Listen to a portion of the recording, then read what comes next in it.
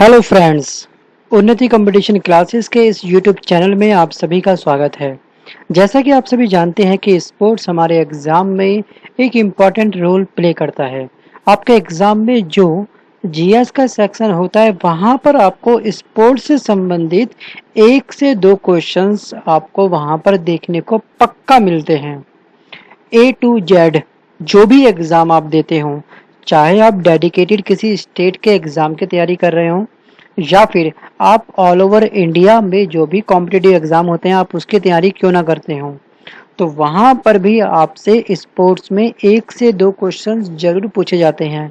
चाहे आप एसएससी के एस्पिरेंट हो, यूपीएससी के एस्पिरेंट हो या फिर यूपी पीएससी की तैयारी, उत्तराखंड, राजस्थान, मध्य प्रदेश, झारखंड, कोई भी स्टेट क्यों ना हो, वहाँ के पर एक ना एक क्वेश्चन आपसे एग्जाम में पक्का पूछेगा। इसलिए खेल कूद बहुत इम्पोर्टेंट है। तो लुसेंट जी के बुक को अगर आपने अब तक परचेज नहीं करा है तो परचेज कर लीजिए, और जिसने परचेज कर लिया है उनसे मैं उम्मीद करता हूँ, ऐसी आशा करता हूँ कि उन्होंने सभी वीडियो इस लुसेंट बुक के देख लिए होंगे और अपनी बुक को हाईलाइट कर लिया होगा। तो इस बुक को अगेन अपने पास में रखिए, एक हाइलाइटर या कोई एक पेन अपने पास में रखिए और अंडरलाइन करते चलते रहिए। तो चलिए शुरू करते हैं। इससे पहले के जो भी टॉपिक थे वो हमने पार्ट 1 में कंप्लीट करे, ये है इसका पार्ट 2। ठीक है, तो पार्ट 2 में आपको ओपन करिए 531 पेजेस, या आप डायरेक्ट अपने कंटेंट्स जो आपकी विषय सूची होती है बुक में उसमें देखिए खेल कूद कहाँ पर है। उसमें आपका 5 पॉइंट मिलेगा आपको, विभिन्न खेल तथा उनसे संबंध जो है प्रमुख कप और ट्रॉफियाँ कौन कौन सी है। तो देखिए एग्जाम में क्या होता है, आपसे कप से संबंधित एक क्वेश्चन आपको देगा, वहाँ पे पूछेगा कि इस कप का संबंध किस खेल से है। जैसे रंगल स्वामी कप का संबंध किस खेल से है, कुछ इस तरह से ही क्वेश्चन वो आपके सामने एग्जाम में आपके सामने ये प्रेजेंट करेगा। तो ठीक है, अब हमको याद करने हैं कप का नाम क्या है और वो किस खेल से संबंधित है। तो इसमें केवल इम्पोर्टेंट पॉइंट ही येलो से हाईलाइट कर रखे हैं, आपको वही पॉइंट केवल याद करने हैं। ठीक है, चाहे आप ग्रेड डी की तैयारी कर रहे हो, आप 8th क्लास का वही एग्ज़ाम फिल करते हो, या फिर आप 10th का जैसे कि एमटीएस का या फिर एलडीसी का देते हो एग्ज़ाम, या एसएससी सीजी का दे रहे हो एग्ज़ाम, या फिर किसी पीसीएस का एग्ज़ाम दे रहे हो, तो वहाँ पे आपको बस केवल इतने इतने ही फैक्ट और इतने इतने पॉइंट आपको याद रखने हैं। ठीक है, अब देखिए यहाँ पे मैं आपसे बात करता हूँ कि रंगल स्वामी कप और आगा खा कप जो संबंधित है वो है हॉकी से, और फुटबॉल से संबंधित कौन कौन से खेल संबंधित है, ये है आपका डूरंड कप, रॉबर्ट्स कप, संतोष ट्रॉफी। 1 2 3 ये तीनों कप आपको याद रखने हैं। ठीक है, कौन कौन से हैं ये है डूरंड कप, रॉबर्ट्स कप, संतोष ट्रॉफी। इन सभी जो ट्रॉफी का, इन सभी कप का जो संबंध है वो है आपका फुटबॉल से। रणजी ट्रॉफी कई बार एग्जाम में पूछी जाती है, तो रणजी ट्रॉफी का जो संबंध है वो है क्रिकेट से। और उसके बाद हम बात करेंगे गोल्फ के बारे में। तो गोल्फ से संबंधित कौन कौन सी ट्रॉफी होती है, एक होती है बाकर कप, सर्किट कप और राइडर कप। ठीक है, ये 3 कप किससे संबंधित है, ये हैं गोल्फ से।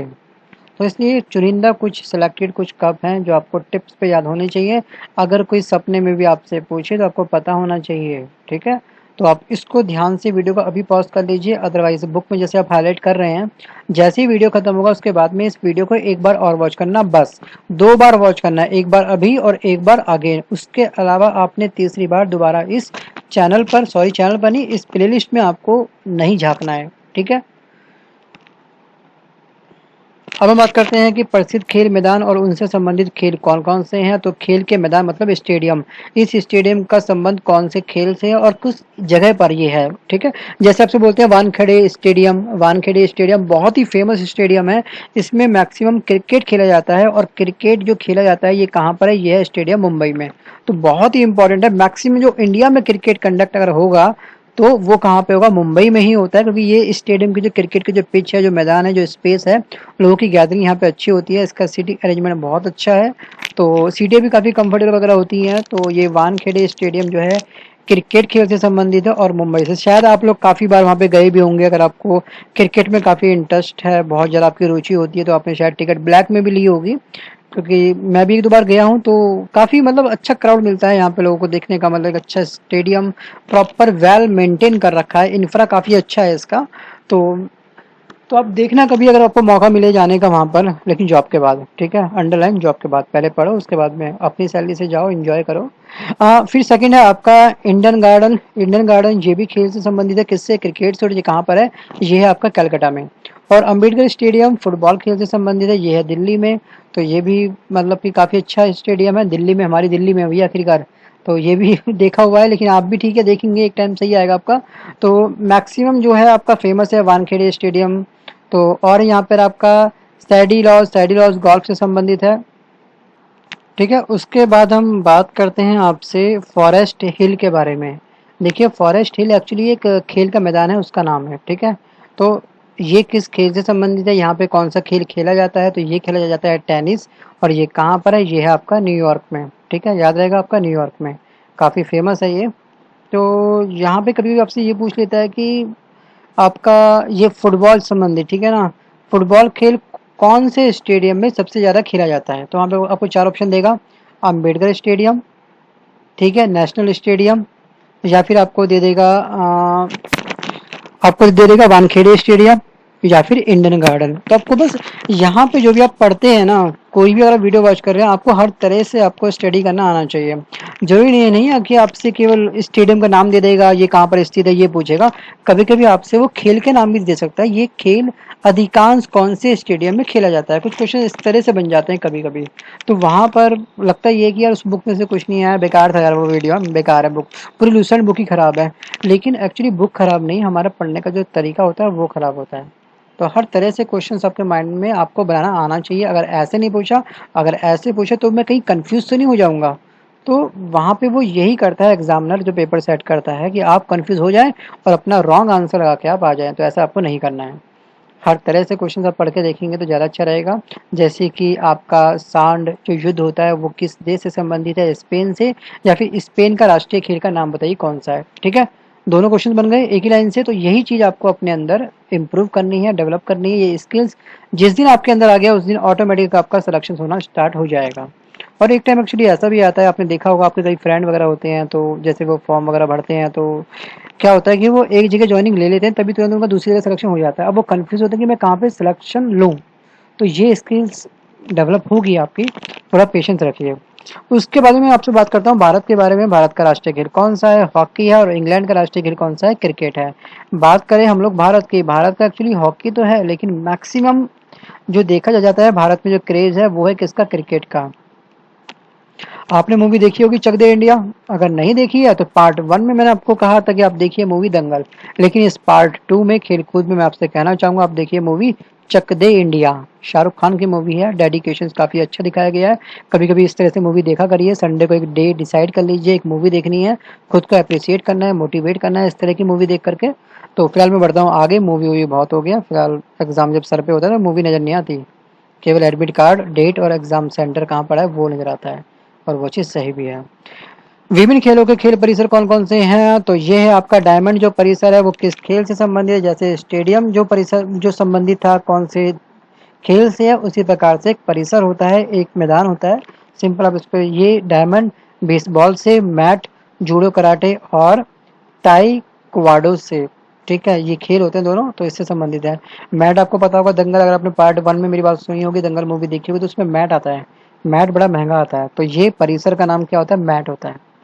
जैसे क्रिकेट में बोलते हैं ना पिच, या पिच काफी गीली हो गई क्रिकेट नहीं खेला जाएगा, तो पिच मतलब जिस क्षेत्रफल पे वो गेम खेला जाएगा। होता पूरा मैदान है, लेकिन मेन मोटो होता है जिसपे एग्जाम जिसमें मतलब कि गेम खेला जाता है वो होती है पिच। तो ये क्रिकेट और रग्बी दोनों का परिसर का क्या नाम है, ये है पिच। और घुड़सवारी के परिसर को किस नाम से जाना जाता है, पुकारा जाता है, क्या संज्ञा दी गई है, वो है एरिना। और रिंग, रिंग है आपका स्केटिंग और मुक्केबाजी से। याद रहेगा, बिल्कुल रहेगा।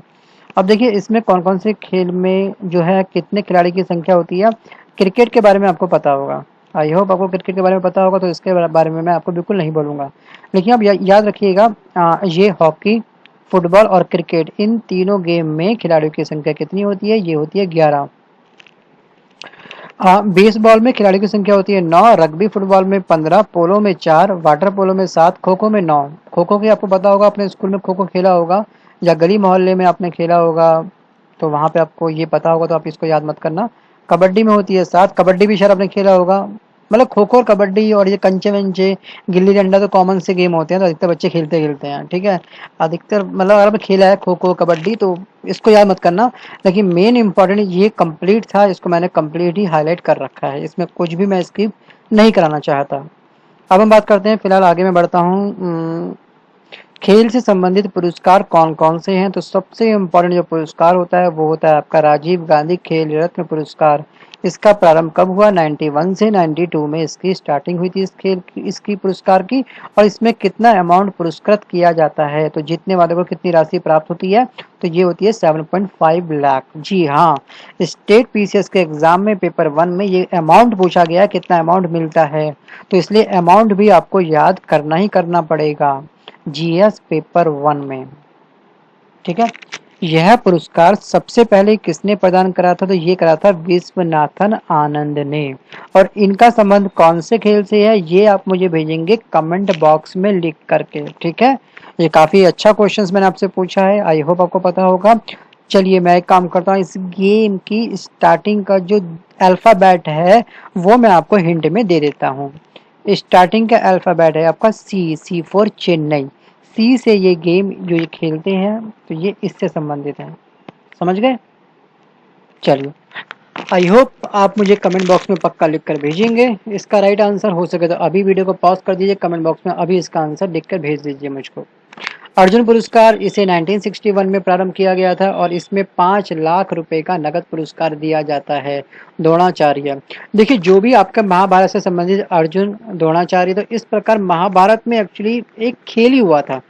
तो आप इससे समझिए कि महाभारत से जो भी पात्र थे उसके, तो उन सबसे संबंधित जो भी पुरस्कार रखा गया उसका संबंध है खेल से। कभी कभी आपसे पूछ लेते हैं कि अर्जुन पुरस्कार कौन किस क्षेत्र से संबंधित है, वहां पे आपको बोलेगा वीरता से संबंधित, खेल से संबंधित, या फिर राजनीतिक क्षेत्र में काफी उत्कृष्ट भूमिका निभाने से संबंधित, या फिर साइंस के क्षेत्र से संबंधित दिया जाने वाला पुरस्कार है ये।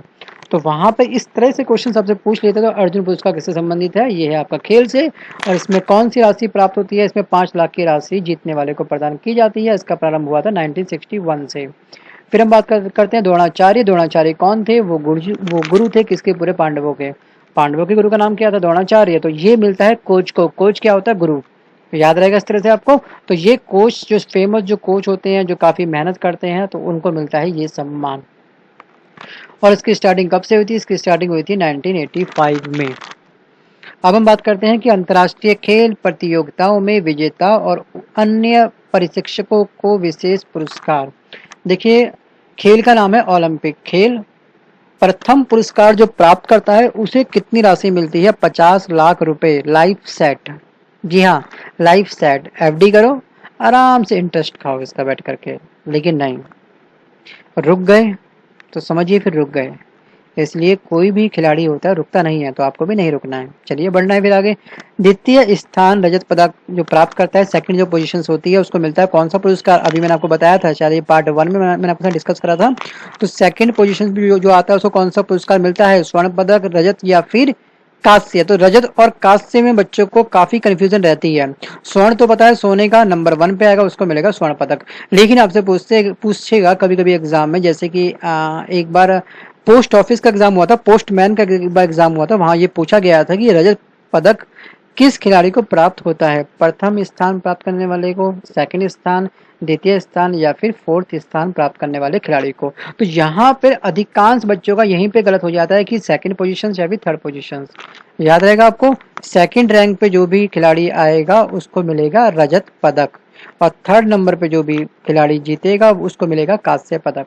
राशि देखिए कम हो रही है, 50 लाख, 30 लाख, 20 लाख, ठीक है। Olympic first number 50 lakh, second number 30 lakh, third number पे जो आएगा उसको मिलेगा 20 लाख। एशियाई खेल राष्ट्रमंडल खेल का जो राशि मिलती है वो मिलती है 20 लाख, 10 लाख, 6 लाख। सबसे हाईएस्ट जो राशि मिलती है वो मिलती है ओलंपिक खेल में, ठीक है। ये आप राशि याद रखना सबके सब, और एक भी इसमें आपको स्किप नहीं करना है, राशि आपको याद करनी पड़ेगी।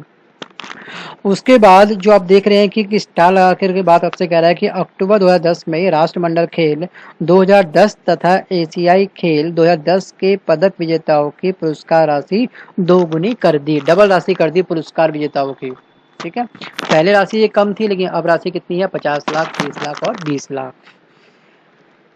अब हम बात करते हैं, देखिए प्रतियोगिता और मानसिक जो पेंशन मिलती है, जो रिटायर हो जाते हैं बाद में वो लोग, तो उनको मिलती है पैरा ओलंपिक की, आप याद करिएगा काफ़ी इंपॉर्टेंट है। तो आप ओलंपिक खेलों में पदक विजेता प्राप्त करने वाले को जो मासिक पेंशन मिलती है वो होती है 10,000 रुपये महीना, मात्र 10,000 रुपये महीना। और उसके बाद जो पैरा ओलंपिक खेल होती हैं स्वर्ण रजत पदक, तो उनको मिलती है 5,000, 4,000 और 3,000 रुपये मात्र। खिलाड़ी कितनी मेहनत करते हैं इसके बारे में शायद आपको आइडिया नहीं होगा। दिन रात एक करते हैं वो लोग, खून पसीना एक बहा देते हैं, डाइट पे अपना ध्यान रखते हैं, दौड़ लगाते हैं, खूब फिजिक्स का ध्यान रखते हैं। चोट भी बहुत लगती है कुश्ती में, क्रिकेट में, कोई भी गेम पे ना हो, हड्डी भी क्रैक होती है।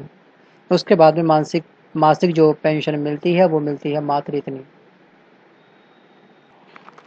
तो दोस्तों बस आज के इस वीडियो में इतना ही, और ये खेल कूद पार्ट 1 और पार्ट 2 के साथ में कंप्लीट होता है। उसके बाद में स्टार्ट होगा कंप्यूटर, ये मैं कुछ समय बाद कंप्लीट करूँगा। फिलहाल मेन था आपका खेल वाला टॉपिक, ज़रूरी था समाप्त करना, तो वो यहीं पे समाप्त होता है।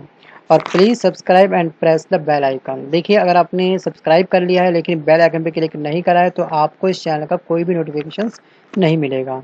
तो आपने सब्सक्राइब करिए, अगेन बेल आइकन पे क्लिक करिए। और वीडियो पसंद आया तो प्लीज़ इसको लाइक करिए, और आपके जो भी फ्रेंड कंपटीशन की तैयारी कर रहे हैं उन तक इस वीडियो को शेयर करने में कंजूसी ना करें, खूब शेयर करें, ठीक है। और जितने भी फ्रेंड आपके हैं कंपटीशन की तैयारी कर रहे हैं उन तक भी, उनको भी बोलिए कि वो लोग भी शेयर करें, क्योंकि ये एक्चुअली वीडियो अगर व्यू कम प्राप्त करेगा तो ये एक्चुअली उन बच्चों तक नहीं पहुंच पाएगा वीडियो जिनको इनकी आवश्यकता होगी। कुछ बच्चे ऐसे भी होते हैं जो लोग मार्केट में जाके परचेज नहीं कर सकते बुक, या फिर कुछ बच्चे ऐसे भी होते हैं जो ऑलरेडी बहुत सारी बुक का ढेर लगा चुके होते हैं, उनके अंदर नई बुक परचेज करने की हिम्मत ही नहीं होती। एक्चुअली पैसा ही नहीं होता तो हिम्मत कहाँ से आएगी, ठीक है। तो ये आप ध्यान रखिएगा, और आप चैनल को कंट्रीब्यूट भी कर सकते हैं पेटीएम के माध्यम से। पेटीएम नंबर आपको मिलेगा डिस्क्रिप्शन बॉक्स में। तो पेटीएम नंबर पेटीएम के लिए है, कॉल के लिए नहीं है। आप प्लीज़ उसमें कॉल मत करिएगा, आप मुझे एसएमएस ड्रॉप कर सकते हैं उस नंबर पे, कोई भी आपका डाउट हो, लेकिन डाउट जेन्युइन होना चाहिए। आपका डाउट ये नहीं होना चाहिए सर जियो का कौन सा नेटवर्क बेस्ट है। काफ़ी बच्चे इस तरह के मैसेज भी कर रहे हैं, तो ये वाहियात मैसेज है। ऐसे नंबर को मैं हैंड टू हैंड ब्लॉक कर देता हूँ, ठीक है। तो प्लीज़ मुझे ब्लॉक करना पड़ता है, मेरे पास इतना फालतू टाइम नहीं है कि मैं आपको जियो का ऑफ़र नेट पे सर्च मार के आपको बताऊं कि कौन सा ऑफ़र चल रहा है बेस्ट। जी हाँ, एक स्टूडेंट ने ऐसा मजाक मेरे साथ करा है। तो ठीक है, आई होप आप सीरियस स्टूडेंट होंगे, आप ऐसा नहीं करेंगे, लेकिन कंट्रीब्यूट आप एक ही केस में करेंगे अगर आप अर्नर हैं। तो अगर आप प्राइवेट जॉब करते हैं तो आप कंट्रीब्यूट चैनल पे कर सकते हैं। अगर आप केवल एक पीजी वगैरह में रहते हैं सिंपल से, ठीक है ना, और हाथ बहुत टाइट है, फैमिली से आप पैसा मांगते हैं और यहाँ आप मुझे डोनेट करेंगे, तो ऐसी गलती प्लीज़ मत करिएगा, ठीक है। तो काफ़ी स्टूडेंट होते हैं कि सर हम आपको कंट्रीब्यूट करना चाहते हैं 500 रुपये, 1000 रुपये, हम पीजी में रहते हैं, 3-4 दोस्त मिल के हम आपको शेयर करना चाहते हैं, तो प्लीज़ मत करिए। पहले अपनी जॉब लीजिए, उसके बाद में जॉब से जो सैलरी आएगी उसके बाद में सोचना देने की। नहीं दोगे तो भी कोई टेंशन नहीं है, ठीक है। ये पेटीएम नंबर उनके लिए जो केवल वर्किंग है, चाहे वो प्राइवेट जॉब ही क्यों ना करते हैं, ठीक। चलिए bye bye, take care and all the best. ध्यान से पढ़िए। अगेन कहना चाहूँगा बुक परचेज नहीं करिए तो मार्केट से बुक का परचेज कर लीजिए।